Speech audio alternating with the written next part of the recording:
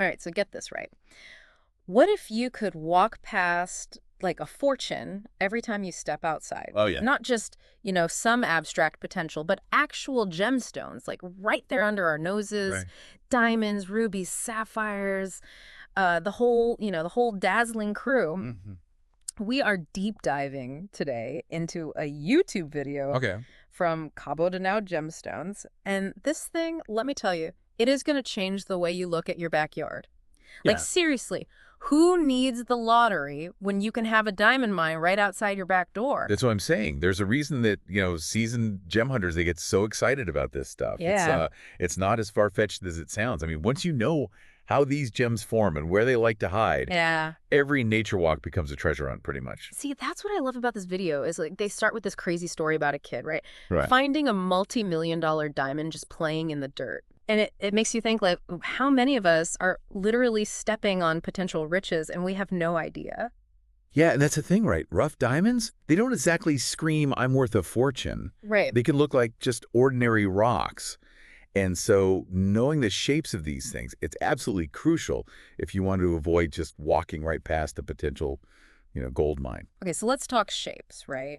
What should we be looking for? Like, what should we be picturing? Well, the classic diamond shape, the one we all know and love, is the octahedron. Right. Oh, Basically, two pyramids kind of stuck together at their bases. okay.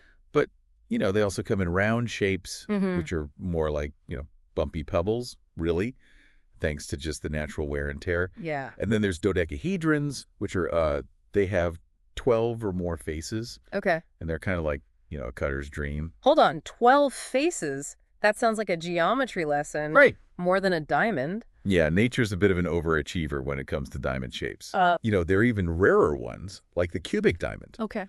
which is often opaque Ah, and more valuable, surprisingly, in its raw state. interesting. And then there's the triangular or mackle diamond, Mm-hmm. which is so flawless it almost looks like it's pre-cut. Whoa, that's wild. Imagine just picking up a rock thinking it's nothing special, Right. and it turns out to be like a Mackle diamond worth of a small fortune. Exactly. And then we can't forget about those irregularly shaped diamonds that you often find, smooth and polished from being in riverbeds. Right. These things are formed by the constant tumbling, and they can be some of the highest quality diamonds out there. Okay, so diamonds come in all sorts of disguises. Yes. But how do we even know where to look? I'm guessing we're not just going to randomly dig up our backyards, are we? No, not quite. Okay. That's where this whole gem hunting thing turns into, like a real detective game, Oh, okay. We're not looking for the diamonds themselves at first. We're Right. looking for clues. Gotcha. The soil, is full of hints. Mm. What are called indicator minerals that tell us what kind of gems might be lurking nearby.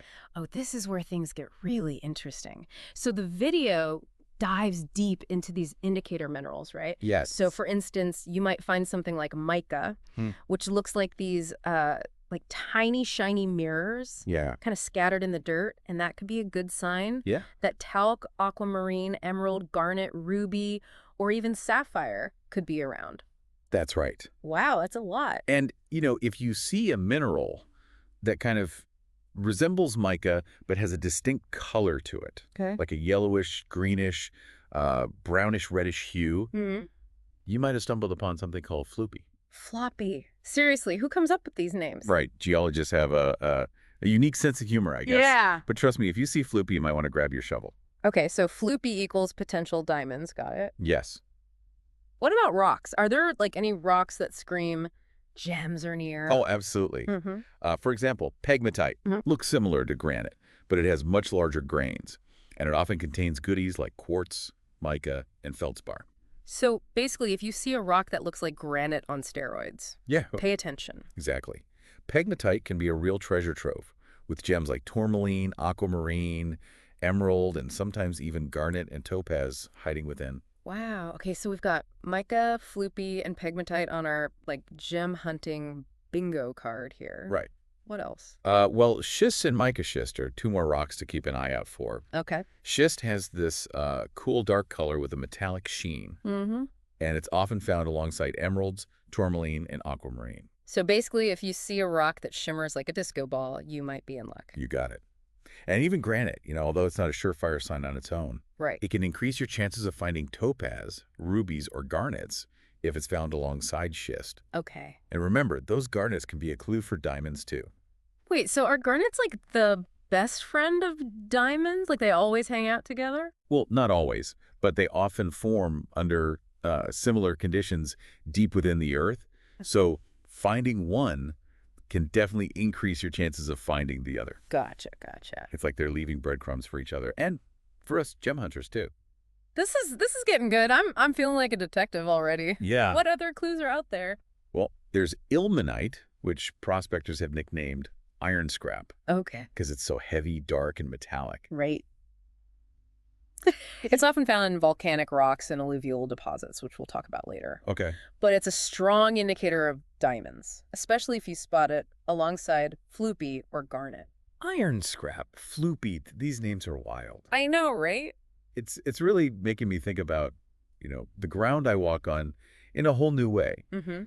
So let's say, right, we found some of these indicator minerals in our backyard. Okay. What's next? Do we just start digging like crazy? Hold your horses. Gem hunting isn't just about what's in your backyard, Okay. Remember those alluvial deposits I mentioned? Mm-hmm. Rivers and ancient riverbeds, Yeah. also called alluvial fans, they're like nature's gem sorting machines. Wait, what do you mean? Well, over time, lighter materials, they just get washed away by the water, Right.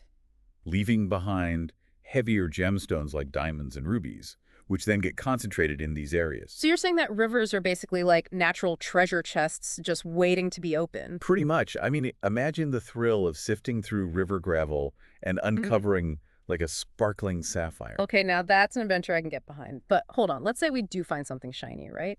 Okay. How do we even know if it's a real gemstone? Well, that's where the real expertise comes in, right? Okay. The video recommends consulting a gemologist, a jeweler, or an experienced prospector. Mm-hmm. They have, the trained eye to be able to tell the difference between just a pretty rock and a valuable gem. So basically, if you think you found something special, don't run straight to the pawn shop. Right, exactly. You need to get it properly identified first. Boy. And that actually brings us to the next stage of our gem hunting journey, which is learning how to identify these precious stones. Exactly. It's like, think of it like leveling up your gem hunting skills.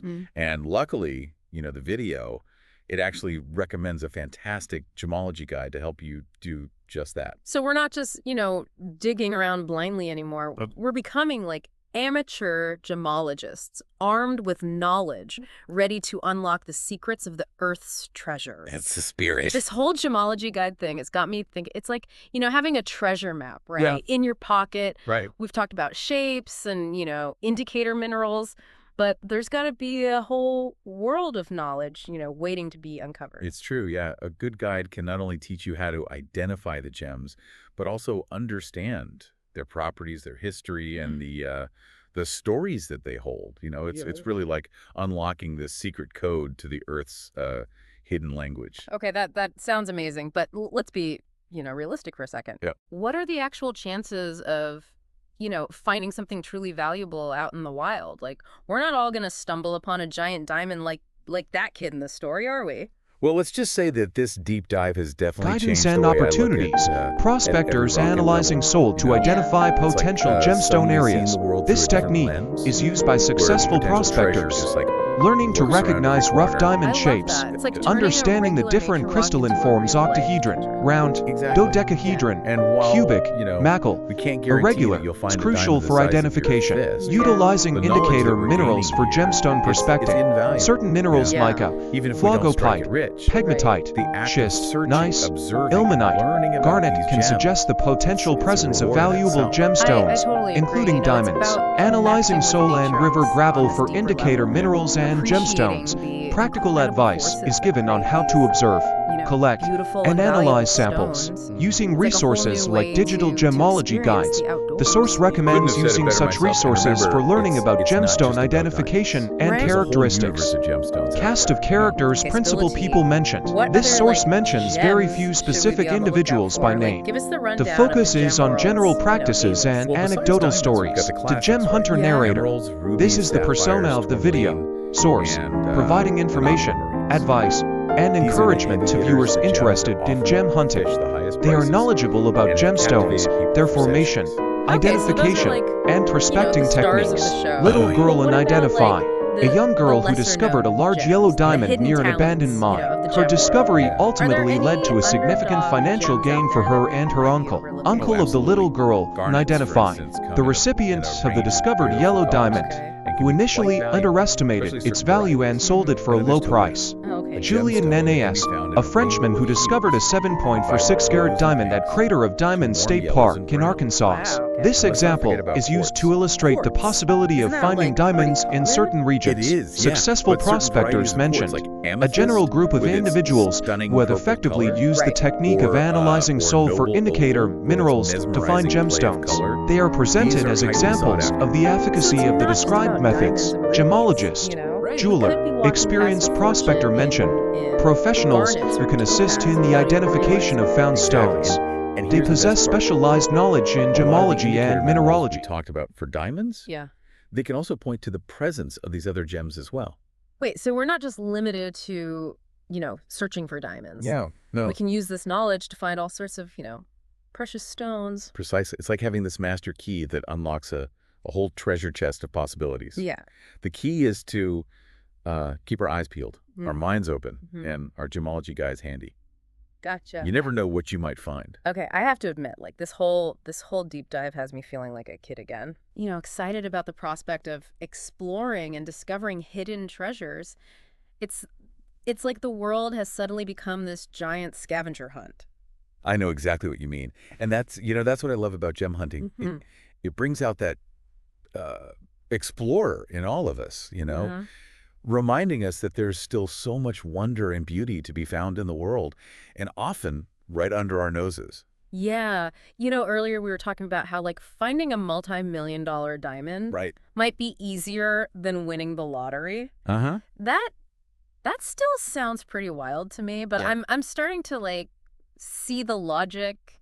It's a bold statement, but there's a certain truth to it, wouldn't you say? I think so. I mean, with the lottery, it's all about pure chance. Yeah. You're basically hoping for a lightning strike. But gem hunting, while, still involving luck, it's also about knowledge, observation, and persistence. Exactly. By understanding how these gems form, where they tend to hide, and what clues to look for, we're stacking the odds in our favor.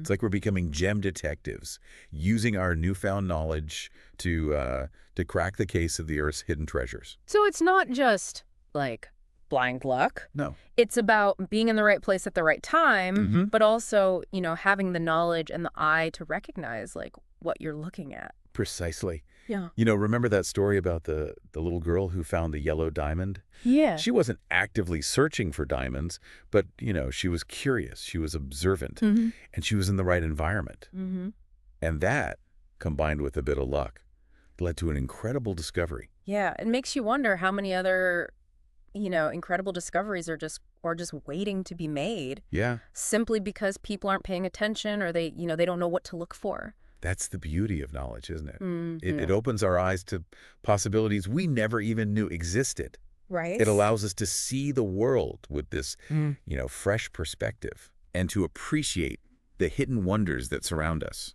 It's like that saying, the world is full of magic things, patiently waiting for our senses to grow sharper.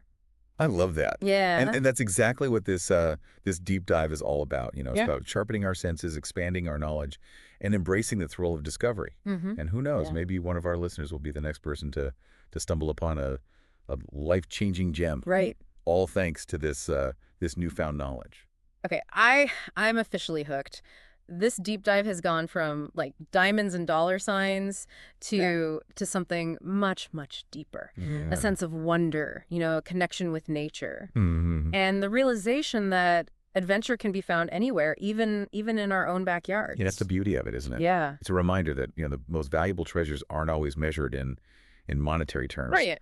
Sometimes the greatest riches are the knowledge we gain, the experiences we share, and the sense of wonder we cultivate along the way. It's kind of funny how this whole deep dive started with visions of striking it rich, Yeah. But it's really become something so much more than that. I know. It's the thing about knowledge, right? Right. It often takes you on these unexpected journeys. It really does. What began as this this quest for, backyard riches has really transformed into like an appreciation for the Earth's, hidden wonders, a newfound sense of adventure, and just this realization that true treasures come in all forms. Absolutely. And that's the beauty of this whole journey. Yeah. It's not just about the potential for financial gain. It's about the thrill of the chase, the joy of discovery, and that deep connection we forge with the natural world. So as we wrap up this deep dive, what's the biggest takeaway for our listeners who are now like itching to start their own gem hunting adventures? Well, I think the most important thing is that they're no longer, walking through the world blindly. They're armed with knowledge about how gemstones form, where they like to hide, and what clues to look for. They've gone from like casual observers to the active participants. Right. Yeah. Seeing the world through the eyes of a gem hunter with, every rock and pebble holding the potential for a hidden surprise. And who knows, maybe one of them will stumble upon a discovery that changes their life forever. Yeah. Or maybe they'll simply gain like a deeper appreciation for the beauty and the complexity of the natural world. You know? Either way, it's a win-win. I love that perspective, yeah.